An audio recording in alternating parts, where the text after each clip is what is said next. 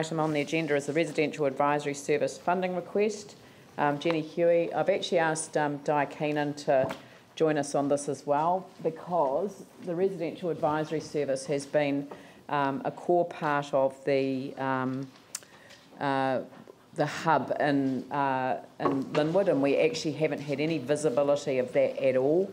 And I did want to have Di give us a little bit of a flavour of that, if that's all right. Sorry, Di, I've put you on the spot. I know you probably didn't realise I meant come up to the table and advise us. I do want to mention this because I think that you know, there've been lots of debates around the Residential Advisory Service, but I just wanted people to kind of see this in a broader context. So Di, could I just invite you to give us a little bit of a snapshot of what's happening at the hub, because I think that would be helpful. Yeah, and the Residents Advisory Service is such a key part of the hub. So the hub is at the Eastgate Mall. It opened in 20th of April. It's intended to close it on the 25th, but the community's made a real call for us to keep it open. It's basically been pioneered by Ken Soon. It was started as a pilot, but they have got other agencies involved, including the council. It's being funded by both Sierra and EQC, and they also got money from the Community Trust to fund it. They have people there basically from Monday to Thursday, Thursday's late night till 8 o'clock. The Residents Advisory Service is there from when the doors open on a Monday to when they finally close at 8 o'clock on a Thursday night. On Thursday nights they have seminars. They've been rotating them. Second week round they've been having, this week it's cash settlements, so there'll be 2 seminars today at 1 and 7 on cash settlements, and next week it will be back to the flooding issue. As a council we have staff there, we have staff there also all the time. We have communication staff manning it in the mornings, where we basically take everyone's questions, feed them back into the organisation and get people responses, which are also posted on the In the Know website. We also have consent staff there from 11 till 1 on Thursdays, and we have Raymond's team from the Land Drainage Recovery Program. They're there every afternoon. So we've got Owen Southern there, who is much loved, much respected by the community, and we're getting just such a great response from a council perspective. We've had 1,164 people through the hub since it opened, average 60 a day. Most people are coming and clutching their EQC folders and seeking resolutions, so that would definitely be the biggest number of questions is coming through to EQC. But again, people are finding it great to have that point of face-to-face contact where they can actually raise their issues, been taken through their case, and then move on from it. But it's fantastic having the Residents Advisory Service sitting there. They can then, you know, if someone comes in, as I say, with their great bundle of papers, they'll go and talk to EQC. The Residents Advisory Service will come over and they'll work through these cases together. Some of the seminars have been involved members of independent law companies, and they've said, you know, people have said, well, what's the difference between the Residents Advisory Service and you at a law firm? And one of the solicitors who's very involved in handling insurance case said, you get the same advice. The only difference is between the Residents Advisory Service advice and my advice is you don't need to pay for this. You know, it's the same quality advice that people are getting. So they just have been awesome in that recovery community engagement space. So I'd like to move the recommendation, and the reason that I want to move it is because originally the council was reluctant to contribute. This is significantly less than the contribution that was originally budgeted for out of the Christchurch Earthquake Mayoral Relief Fund. But I'm satisfied now that that it would be appropriate to make an additional grant. We've already made a grant, and this grant is, as I say, significantly less than the grant that they would have been expecting. You're going to second it, so Glenn Livingston to second. So are there any questions of staff? Andrew, Glenn, Ali. Looking at the table in 3.13, number of contacts, both face-to-face and otherwise, are increased between the 14-year and 15-year. Connections to other services and organisations is significantly down.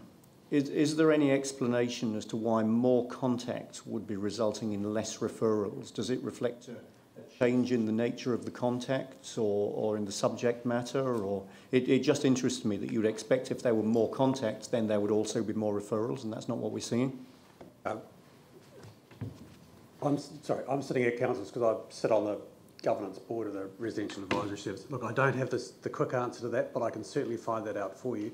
It is certainly, we I guess had expected that the demand would decrease over time, but in fact we're finding that the topics that people focus on are certainly changing now. And there is certainly a strong demand, which is why the service decided to extend for another year. But look, I definitely can get back to you with that. I just don't have that information at my fingertips. Glenn? No, sorry, just debate later on. Yep. Ali? I think just further to what's just been asked, I wondered whether it was, and if you could find this out as well, whether it's related to the cash settlement or the change in the process now, which is more desire, if you like, for insurers and EQC to cash settle. Therefore, because I see the number of cases that are closed and finalised is up as well. So I'd be interested to know whether there's a correlation between that and the cash settlement move. But there's certainly, and councillors, I do circulate a monthly report, but I know you get 1,000 emails a day, which identifies that. And certainly the large numbers of people now coming with I've been offered a cash settlement, I'm not sure whether I should accept it, I don't know whether the time frame's right. And that's become a significant part, whereas when we started, obviously it wasn't on there. So happy to explore that form. One too, I know that CS and RAS are working closely together now. Now we're 4 or 5 years on and the level of stress and so forth will be at its, will be people really, really dealing with that. Are you finding that there are more being referred from RAS to CS than there would have been, say, a year ago? Not sure of the figures on that, but I can certainly find that. Yeah, I think, I mean, it might be useful to get RAS and CS to come here for a presentation, and I think that might be a useful thing, because, I mean, these are Michael's our representative on the board, so he's not probably down in the detail of the referrals, but it might be useful at this time, because we have had them come before, to actually get an update on that process. But I think Di's comments about, I mean, that's why I wanted her to talk about the hub, because I really had no visibility on just how important it was and how close we are to the deadline of it closing. And I would have thought that we might actually want to do some thinking about whether we keep that going, because it's an important part of actually enabling communities to get access to quality information in a way that suits them. Popping into the shopping mall, I mean, it's in the food court, so you know, it's actually worked out really, really well. And the other thing that I just mentioned on this is that I'm concerned that you know, that these sorts of things, you know, get promoted as kind of pilots, but when they're successful, they close, you know, because there isn't any ongoing funding. So I would really like to support this. So do you want to debate it now? I just wanted to ask one further question. Yeah, sure. We're putting money into this as a council. Clearly, despite the MOU hasn't been signed, we're acting as a partner in this process. Are we getting acknowledgement as a funder to use so a person using this service, do they realise that the city is partially funding it? They certainly should. There was a bit of a hiccup because the old MOU has expired and we're about to sign the new one. I think we're just waiting for the resolution of this to write that up. But there was a media release, I think, a month or so ago from the Minister or Associate Minister about the extension. At that stage, this was unclear whether the council was going to continue to provide, so it wasn't mentioned in that. However, I think that will rapidly be corrected. I'm not sure a minister's going to make another release, but certainly in terms of the website. And up until now, that's been cleared. But it has been a bit of a convoluted process getting there. But yeah, yes, they would know that. On the assumption that this is approved today, I'd be keen for us to get, obviously, as much recognition as a funder as we possibly can. Yeah. Thank you. I have had that correspondence back with the person who manages the service, so I don't think that's a problem. Jimmy? Thank you, Mayor. But may I ask you one question? Based on your getting involved in the governance role, particularly this kind of meeting, if council grant the funding this year, but how about next year? So the plan at the Continue or this is the last year? I think that's a very good question, and I think the Mayor's really hinting at the same issue. And certainly in terms of the transition of the city away from Sarah and back into the hands of the city, that's one of the things we're looking at as to what aspects of the service will need to be continued regardless of the May 16 deadline, which I think is when the money runs out. And that's partly, this is of course heavily funded by EQC and the insurance groups.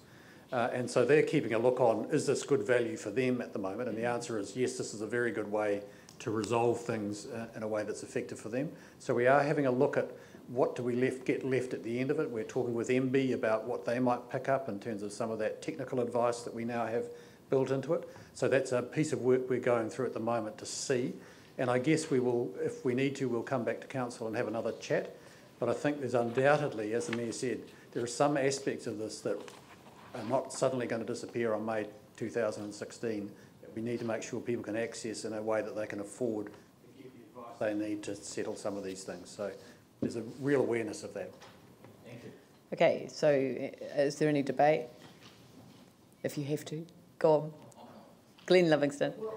I would like to, Mayor, because I actually would like to say this has been great leadership shown by this council, and in this respect I would like to acknowledge my colleagues, Councillor Johansson, who unfortunately has to sit this out, and Councillor Jones, prior to her time coming on the council. There is obviously an enlightenment here that it's been 4 years, you know, we shouldn't be still doing this, but the fact is I think the council is proving its ability to be in touch with its local community, to build the case for being prepared to continue to lead after April next year, because actually at a local level, councils have a way of connecting with their people, which, and it's not a shot at central government, it's just how it works, in a way in which central government cannot, because it's a different way of functioning. So I'm pleased that people are able to access this in particularly one of the lower socio-economic areas of the city. I fully support this. I urge you all quite a statement if we could. Thank you. I'll put the motion. All those in favour say aye. Those opposed say no. Carried unanimously. Thank you.